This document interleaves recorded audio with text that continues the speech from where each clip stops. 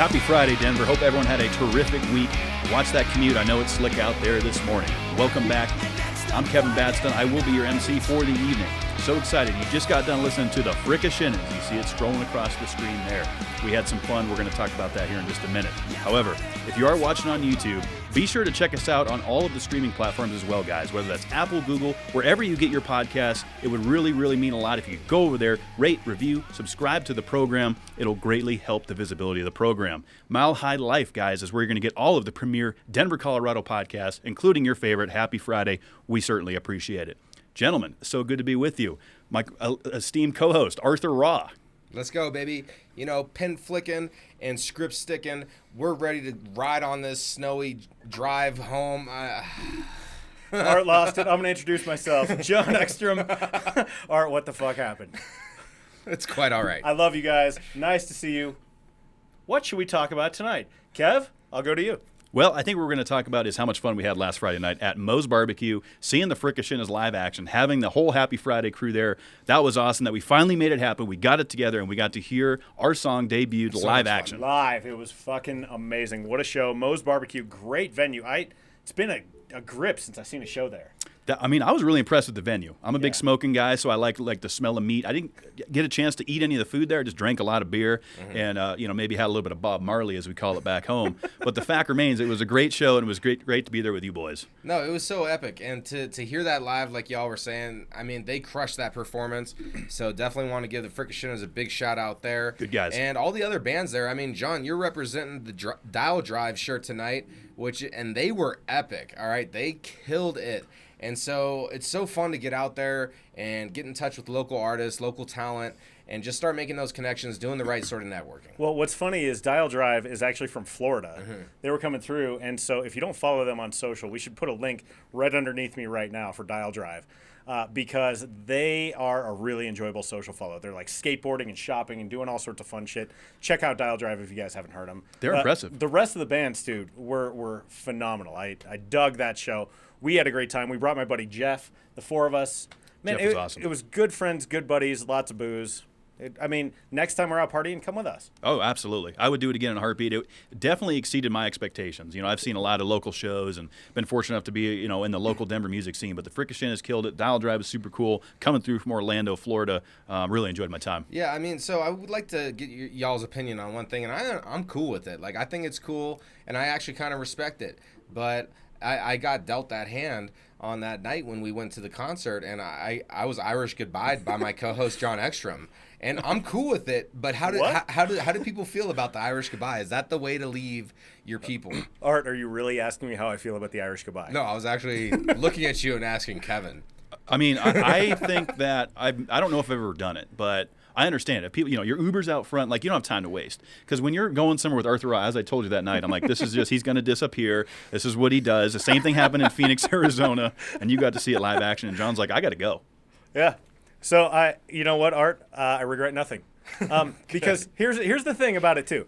The Uber ride, I got to give a shout. I can't remember this Uber driver's name, but it was the best Uber drive I've ever had. Because he had an iPad that was set up to YouTube. And basically, that's where the music was controlled from. And I go, dude, can I seriously do this? I had my own little music video theater on the ride home. Love it. It doesn't get much better than that. No, it really doesn't. Especially after a kick-ass concert, it's like, oh, I'm going to have a little more music. I'm going to have a little more performances. Yeah. Absolutely. Great way to end the night. And our Uber drive was great, too, because we cruised back to, Art's area in Glendale, and we were pretty drunk and, a little bit steezed when we got home. So we decided to create a new game called Spin the Stool. And so Art's got these bar stools that rotate when you spin them. And the bearings on one of these stools, is so fantastic. I mean, this thing spins like lightning speed, like Sonic. Wow! All right. So we were trying to set the record. I won't play the video right now. No, share it on social. But it's so loud. Yeah, we'll share it on social. It'll be fun. But that's what you do. You get a little tipsy. You have fun. You make up some new games. The Frickashinas brought the energy. Yeah. It was such a blast going to see them live, man. Can't wait to do it again. It. Yeah, me too. I can't wait till they play again. We'll go check it out. Yeah. All right. Weather is weird in Denver right now, so let's talk about it. We are experiencing some snowfall here, but to get more snowfall, to get more water, we're experimenting with cloud seeding. So the Colorado Sun had a long, fascinating article about this. This is extremely interesting. Yeah, well, and it's long too. Like, it's phenomenal. But I'm going to read from this. The next time promising snow clouds gather over St. Vrain Basin west of Longmont, newly placed silver iodide guns will shoot the chemical high into the gloomy skies in the hope of coaxing an extra 10 to 15% of snowpack from the atmosphere. And by the way, this later on, their legal notice of intent to modify the weather hit local newspapers in September. That is some supervillain shit, right? It is. You read that, you're like, oh, notice of intent to modify the weather. It reminds me of Red Alert 2, the video game. Fuck yeah, yeah. The real strategy, and there's like if you're the allies, you get summon the lightning strike. Yeah, no, you got the weather machine, and what they had a nuclear weapon if you were the Soviets. Yes. And then Yuri had the mind control. Yeah, that's right. Anyway, enough about that. Let's go to Chief Meteorologist Kevin Batstone here, which, by the way, I'm actually calling you that. You should be proud. We're making progress here at Happy Friday, guys. John's starting to come around. So, here's my thoughts, right? We're heading into the winter months. We have some snowfall happening, cold weather, but Colorado sometimes does see a lot of drought. I mean, the weather patterns here are very unique. So cloud seeding is actually a very, very interesting concept of putting these crystals into the clouds that generate precipitation. Certainly can impact drought. Obviously, we can benefit it with snowpack. I mean, we see, snow is being made on the ground, artificially. So why not try to get some of that natural precipitation out of the clouds? I think that there's still a lot to learn with cloud seeding, but I support it. Weather modification. Of course, you're going to have your truthers and conspiracy guys getting fired up. Oh, well, they're going to make it rain on 4th of July, so we can't have fireworks. Fun to think about stuff. Well, I mean, it gets people talking. But the fact remains, I support it. I mean, I think, when you look at a place like California or some of these areas that have had these wildfires, I mean, if we can start to generate some precipitation in that area, I support it. Yeah. No, 100%. And, I don't know. I would love to see one of these guns at work. Right? Oh, yeah. Like shooting silver iodide into the sky. How awesome does Pretty that epic. sound? Yeah, it has to be out of a howitzer or something. It's a classic artillery piece. It's got to be like a snowmaking gun or something. Like a newer version of it, Right. but it definitely a weapon of war that they're using to now do science. Yeah, 100%. And it's going way up there, guys. I mean, you got to remember the troposphere is about 14,000 feet, where a lot of the precipitation comes from just before you get to the stratosphere. Also, they already have howitzers in the mountains right now to create avalanches, so then they don't happen naturally. Right. It's a controlled avalanche, so Yeah. they're already using those type of weapons. It's just the advancement of technology and some of the things that we can do. I mean, I think it's great. 100%. Super cool. So weather-related, Art. We got some snow coming in Denver, right? It's slick out there. Snowplows, CDOT. Yeah. These guys have a tough job. They're plowing I-70. We actually visited with what was his name for the other night? We met a snowplow driver from I-70. Lee, solid lad. Very unique. Would you let me individual. know who that is so I can have him on John of all trades? I'd love to talk to him. Oh, Lee would love to That's come my on. kind of fucking thing. Oh right? yeah, no, he's a good old boy.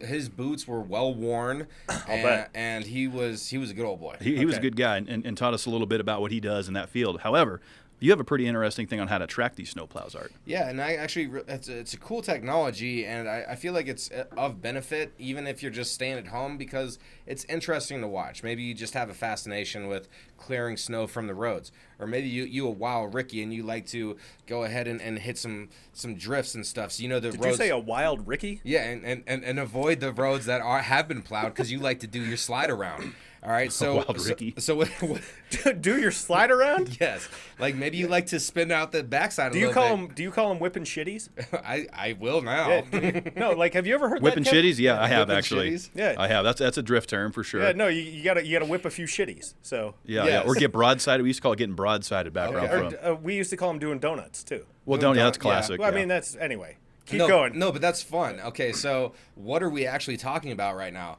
Well, you can track the snow plows in Colorado, and this is provided from Colorado Department of Transportation, and you could go to a CO Trip map. There's a place that you can go for that, and you can actually see where the snow plows are at. If they're inactive for 16 minutes, then they will disappear from the map, but they should show real-time data, which direction they're moving, what time it is, and that way, like, if you can plan your commute and you want an easier commute during the wintertime, maybe you could just follow those bad boys right down the road going 35.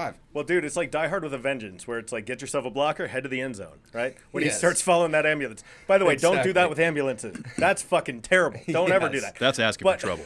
Yeah, 100%. But snowplows, not a bad technique. It isn't. And those guys, they work in teams in unison, and they have a certain formation with the way they plow. And you don't want to interfere with that because some guys get impatient. They try to go around, and they'll start waving out the window like, come on, we're trying to get these roads right. The other thing I like about what CDOT does is you can get on there, I think, Art, on that same site, and you can get live cameras and still images of what the roads are actually looking like live time. So if you're like, man, what's I-25 looking like? Oh, the roads are just wet. I can now commute. I like how they do it. Yeah, it is the season for it. So what a great tool. Thanks for bringing that to our attention, Art. Oh, no, I like it a lot. So other things that are happening right now is concoctions, infusions. That's right. We're talking hemp-infused beer.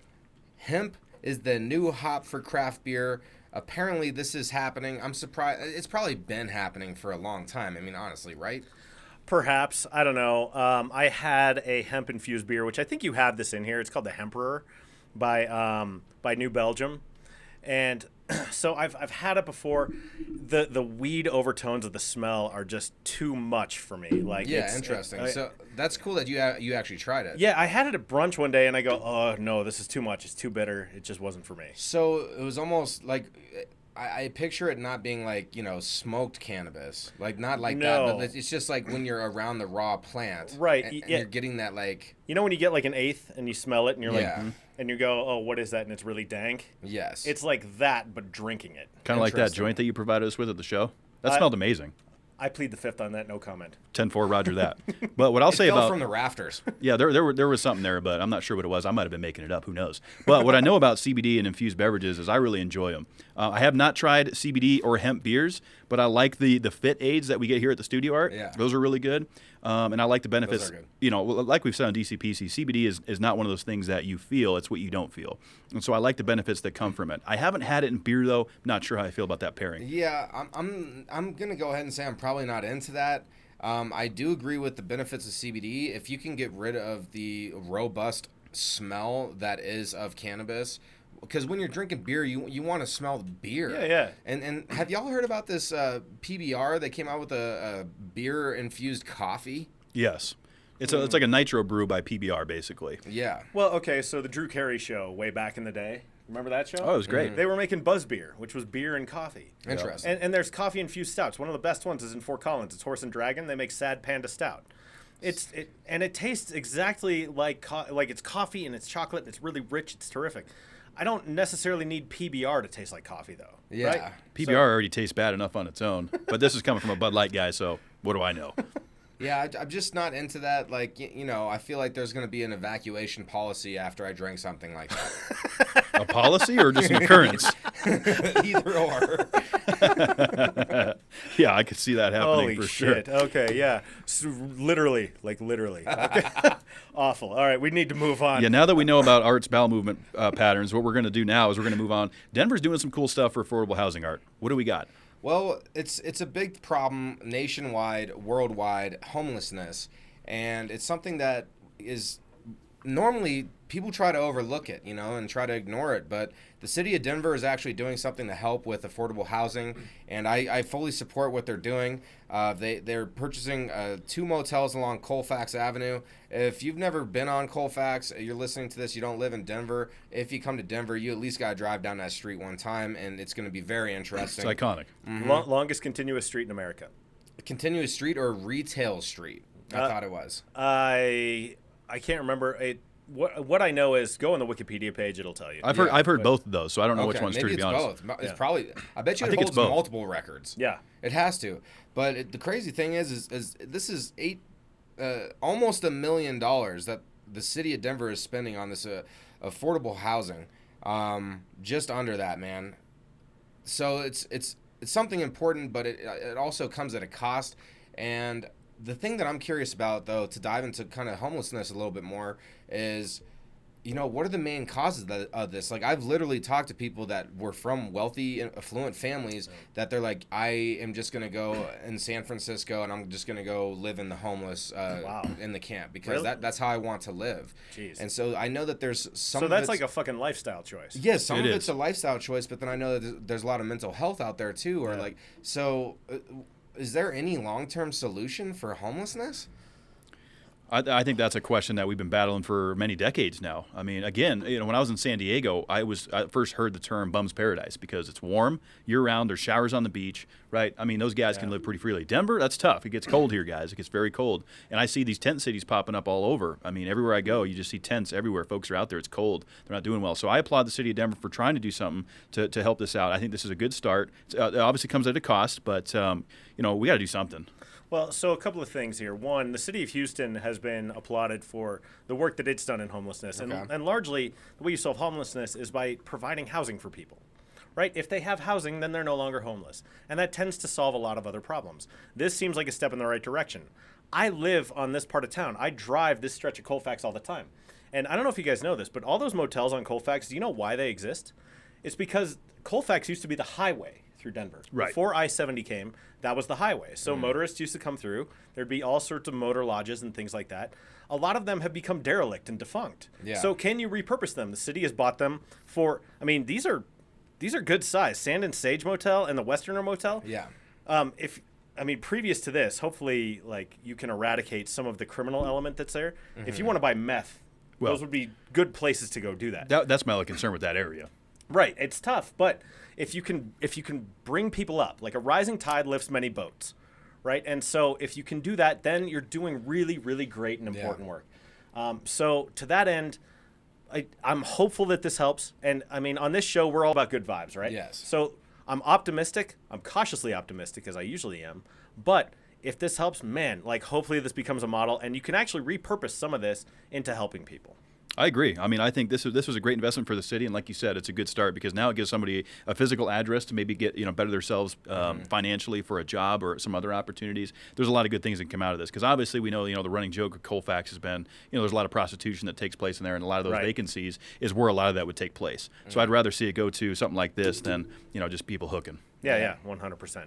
Yeah, I mean, this is something that is going to take centuries to overcome this problem if it ever does. Yeah. It's one of those things, man.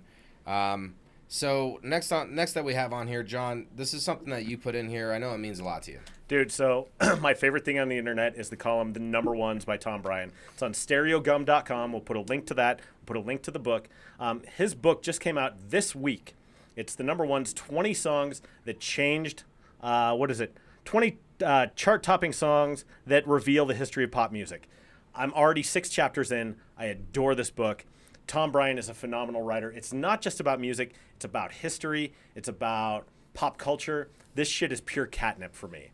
I love reading about the history of pop culture. I love figuring out where we were. I mean, shit, I have a master's degree in media studies. Yes. So, like, this kind of thing is right in my wheelhouse.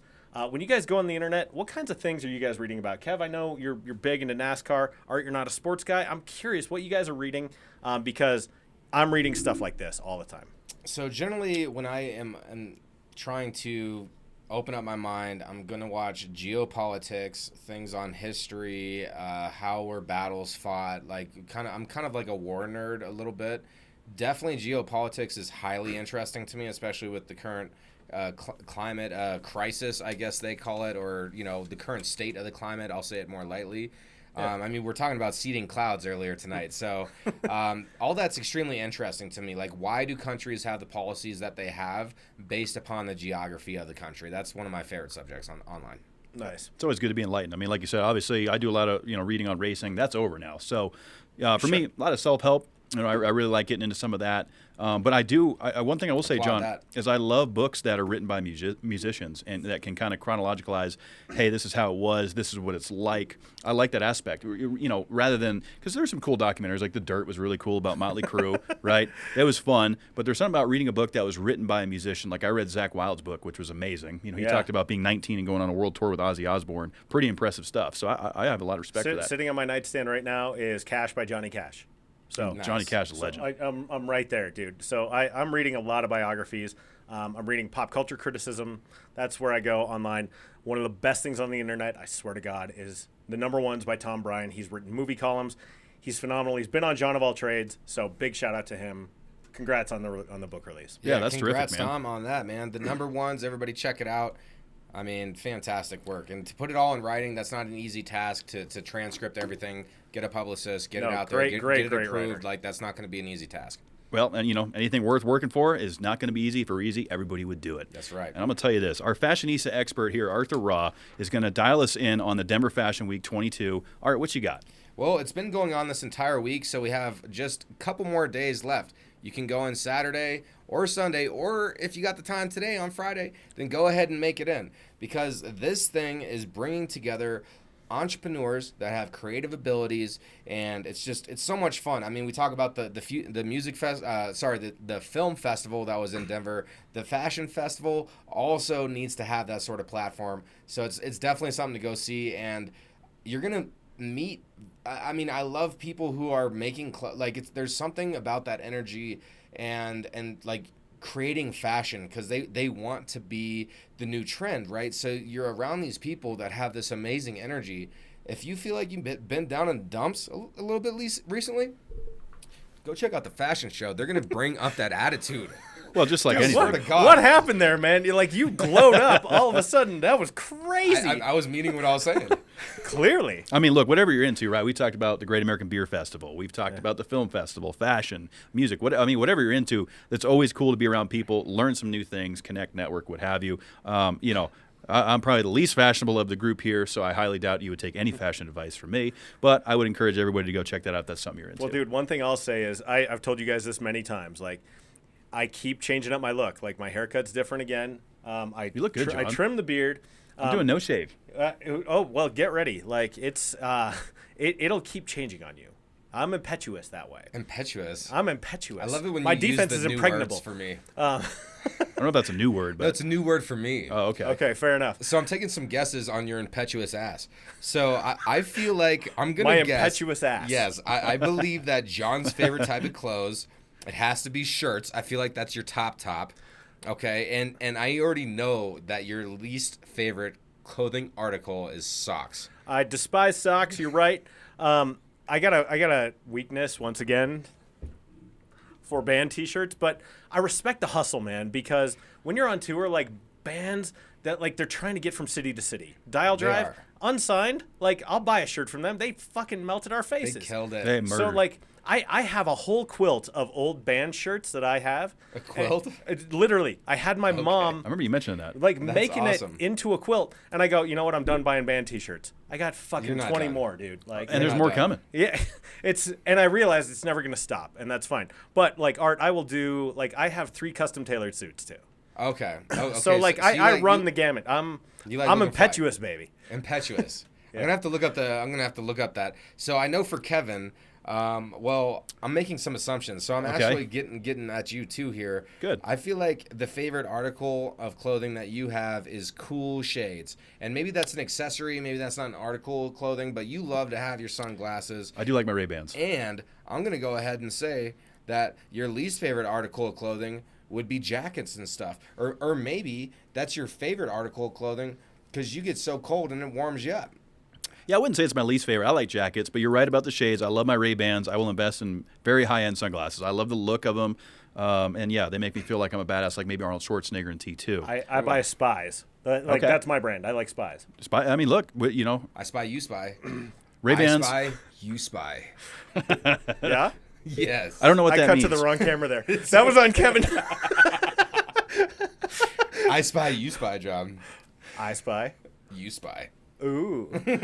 Back to Kevin. So, as these guys are spying on each other, what I can tell you about fashion is not much.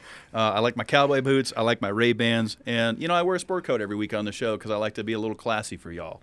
But I don't pay a lot of attention to fashion. For me, it's not It's a something nice that's coat. Oh, thanks, man. It's a Van Heusen, I think. So it's like maybe a Kohl's All right. coat, so nothing real crazy. But, the fact remains, whatever you're into, that's okay with me. All I know is you fill in that sports coat with a large batch of sexy. Thank you, Arthur. I really appreciate that. And speaking of sexy, let me talk to you about Turkey Tom, okay? Because it's Thanksgiving, guys, and everybody prefers their turkey a little bit different. And I really dove into some research this week to really understand this sexy turkey and how people prefer it. And what my research. Why do you always get me with turkey shit, man? It's let's get that bird sleep, John. It's time for the bird sleep, I guess. It's bird sleep season, guys. It all comes full circle if you listen to us here at Happy Friday, but also stay responsible with it. Yes. Don't use NyQuil to brine your turkey, for fuck's sake. Yeah, absolutely not. And take everything we say with a grain of salt and a spice of pepper or a brine. But here's the deal.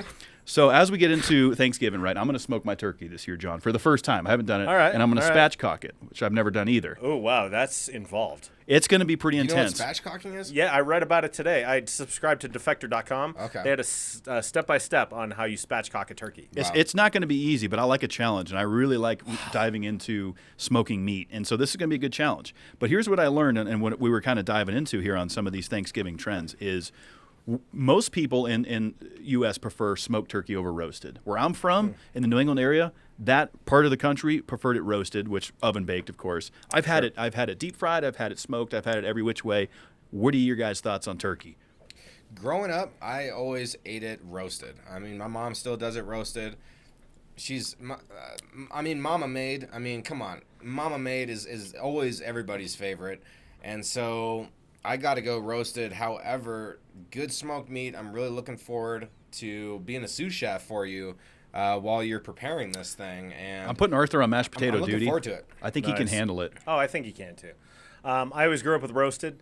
Our family is a bunch of skin freaks. So, like, yeah. one of the things was, like, while you're carving it up, you take some of the skin off, you put a little salt on it, eat it like a potato chip. Oh, it's so good. That's, like, my favorite part of Thanksgiving, 100%. It's so The good. skin. Yeah, like, you get that, and that is the bird hit that I'm looking for, Kev. John's going to get that bird That's hit. the bird hit, bro. Like, that part is my favorite. I've had deep fried turkey. I was really looking forward to it. Found it a little underwhelming. Like, it's fine. It's good. I enjoyed it. But I go roasted. Smoked is good, too. I like getting a little smoked turkey when I go to a good barbecue joint. Oh, How for about you, sure. Kev? Or even like a smoked turkey leg at an event or a fair. Sure. So I've had, and that's the only thing I have to base it off of is like the turkey legs I've had at fairs and stuff. I haven't actually done a smoked turkey yet. Like I said, I've done a deep fried and roasted. Those are both great, and I agree. I like the skin crispiness. That's good. I feel like smoked turkeys are it's like a rarity. It's most people Yeah. don't do it that way. Well, it's difficult. It takes a lot of Yeah. time. Yeah. It's time intensive. Yeah, it is. And there's a you're lot of already prep. doing all this other stuff. Like if you're the only cook Yeah. and you're making like you're doing all the different sides that every family member wants. Like what is it? Like the creamed corn casserole, or Green like bean all casserole. these Yeah, different yeah. things. Like I love it all. you know, there's so much the plethora of food. There is. And the other big dividing factor amongst what people like for Thanksgiving is dessert. So pumpkin pie versus apple pie. This was also a major division here in the States. And what my research determined was East Coast went apple and the West Coast went pumpkin pie. What are your guys' thoughts? We talked about this on DCPC last night, so I'll pretty much repeat myself. But, John, what are you going with? I'm not a pie guy.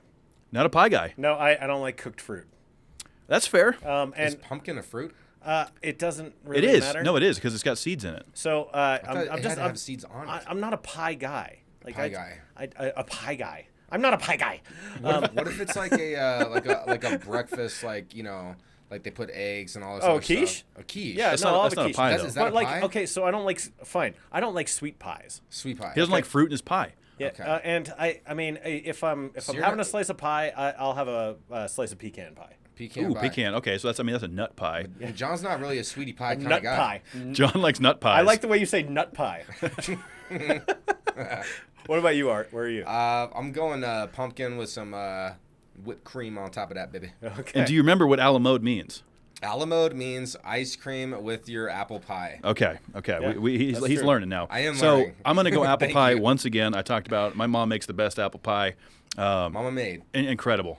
Just incredible. I like pumpkin pie, don't get me wrong, and I like pecan pie.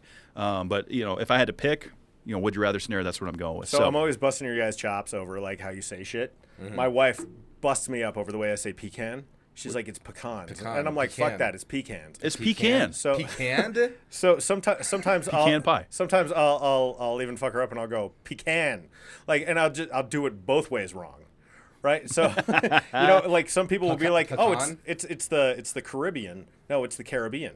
Like just do it both ways wrong. Call it like the Caribbean, like.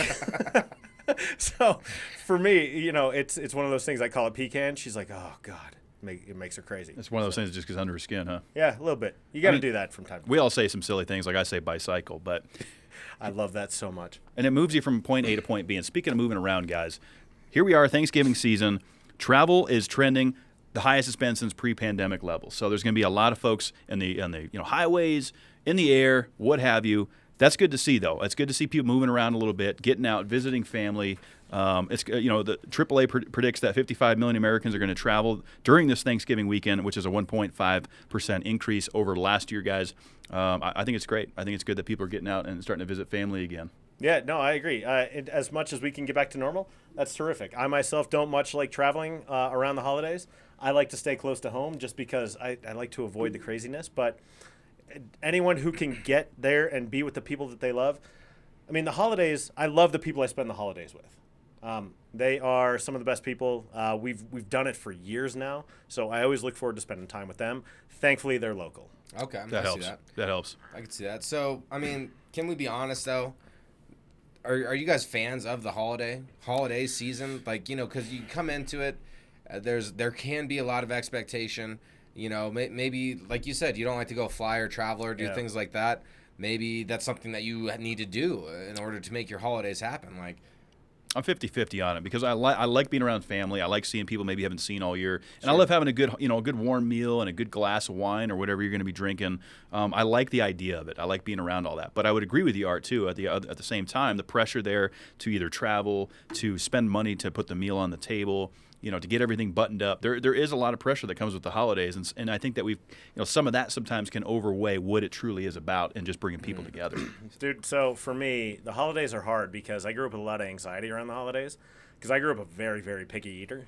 And so I knew come holiday season it was time to eat stuff that I didn't want to eat. So I'd sit there and count the seconds till the meal was over because I had bread rolls on my plate. And so that filled me with a lot of anxiety, and I haven't been able to shake that entirely. I'm 41 years old. Interesting. But when you're a kid, like, that imprints itself on you in such a way that it's hard to shake entirely. So I get a little bit of anxiety when the holidays come. I will say I love the people I spend the holidays with. But that there's meal some still baggage. gets you a little bit. Yeah, and I eat everything now. Like, it doesn't, like, the food doesn't bother me, but I get transported mentally to that kind of state. I can see that. Yeah, especially if that's something you focused on a lot growing up. I mean, that makes sense. I think a lot of folks feel that way. Some people get really depressed around the holidays. Maybe they don't have somebody. Maybe they lost a loved one around the holidays. It could be a lot of that, too. So overall, I'm going to go 50-50. I don't love it. I don't hate it. But it's not something I look forward to, if that makes sense. So right now, as a single man that has been taken for over a decade of my life, I'm going to go ahead and say that I am a big fan of being a single man during the holidays. All right. Like, if I had children, then the holidays would be different. Like, I'm kind of absent about it. I'm looking forward to hanging out, having Thanksgiving at your place. My dad's going to roll through. I like seeing my family, of course. But that's something that I value every single day of my life and week of my life, year, etc. So, like, the holidays don't bring out anything extra for me. Like, I even like gift giving any time of the year. So, like, it's not going to be like this hallmark event for me, especially with all the pressure that used to exist. Like, I have to make sure I make my girlfriend happy and all these other things, which could be difficult at times. And then you're then you mess something up or don't get the right gift, and all of a sudden, like, now you're dealing with unhappiness during the holidays because you tried to give and it didn't work. And that, I'm so happy to not have that layer right now. So that's just speaking for myself. I hope everybody really enjoys their holidays, and I'm absolutely going to enjoy mine. Well, and one thing I'll say, Kev, you mentioned a lot of people are depressed around the holidays. If you're feeling down, if you're feeling really depressed, suicides go up on this, please seek mental health. You matter. And if you're feeling it all, dial 988. It's the National Suicide Hotline. Take care of yourselves. You matter, from all of us here at Happy Friday. That's important. Absolutely. You got to be good to yourselves because everybody deserves it. Thanks for putting it in there, John. Obviously, we want to wish everyone a very happy Thanksgiving, of course. And we got some fun stuff coming up this weekend, guys. Trans-Siberian Orchestra, probably one of the coolest holiday bands. They're coming to town. They're going to be playing the Ball Arena this weekend. They always put on a great show. So I don't think I'll be able to make it, but I've heard everyone that's ever been says it's amazing. Yeah, I've heard that too. But I won't be there either. But check it out if you want. My Fair Lady. I think of that episode of Family Guy a lot, where it's like, the rain in Spain falls mainly on the plain, that kind of thing. I did a long con on my girlfriend with that phrase, so I always have fondness for My Fair Lady. I'll tell you guys more about that later. But that is playing at the Templehoyne Buell Theater Sunday, and probably multiple shows. What else we got going on? Well, so the Broncos and the Raiders, we got some action there. Obviously, these guys aren't performing well, so it's going to be a half-price game. I mean, I'm pretty sure Mile High is always sold out, but, if you guys are still looking for tickets, this will be a cheap game to go see. Both teams are They're just not good, unfortunately. It's still one of the biggest rivalries in or within the NFL. Oh, yeah. So division rival. If you really want to go see the classic Raiders-Broncos showdown, this is an amazing opportunity for you to get at a little discount. I will say, as much as this Broncos season has been disappointing on a number of levels, I have been thrilled with this year's Raiders season. Keep it up, Raiders. I'm enjoying your season. Please keep going in this trajectory. Love it. As a Patriots fan, it breaks my heart to see Josh McDaniels failing as a head coach, but I hope he comes back as our offensive coordinator for the 4th time. As a Denver Broncos fan, I am happy to see Josh McDaniels continue to fall down on a rake. He ruined our team for a little bit. Well, we can talk about that another time. So Jeff Foxworthy. Jeff Foxworthy's in town, guys. You might be a redneck if you've heard him. He's got the mustache. We talked about that a little bit with the mustaches earlier with Movember and stuff, and Jeff Foxworthy came up. Great comedian. He's been doing it a long time, guys. He's going to be playing Belco this weekend. I won't be there. I wish I would have known sooner. I would probably grab some tickets because Jeff Foxworthy's great.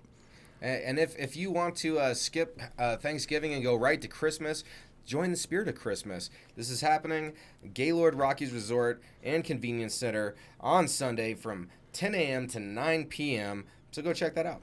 Yeah, if you're feeling Christmassy already, it's a little early for me, guys. I'm not a big fan of Christmas music, and we're going to talk about that more as Happy Friday continues to roll. Oh, Kev, we got more in common than you know. I worked in the grocery business a long time, buddy. Oh, dear. So okay. We'll get into that more, guys. I'm not a big fan of it, but if it's for your thing, send it. And so on that note, guys, it's time to wrap it up. We really appreciate all the support that y'all have shown us here at Happy Friday. Thanks to Mile High Life for hosting us. Some of the best podcasts in the Premier Network here at Mile High Life. Like we said in the opening, be sure to review, rate, and subscribe on any audio platform that you're listening to. You might be watching on YouTube. That's great. We appreciate that too. But be sure to also show us some support on the audio platforms. Social media, guys, at Happy Friday Den across the board. happyfridaydenver@gmail.com if you want to get in touch. Share your comments, concerns, questions, segments for the program, anything that you have in mind. We want to hear from you guys. We are here to be Denver's podcast. We love you, Denver. And the Frickashinas, we certainly love you guys. Hit it, Justin.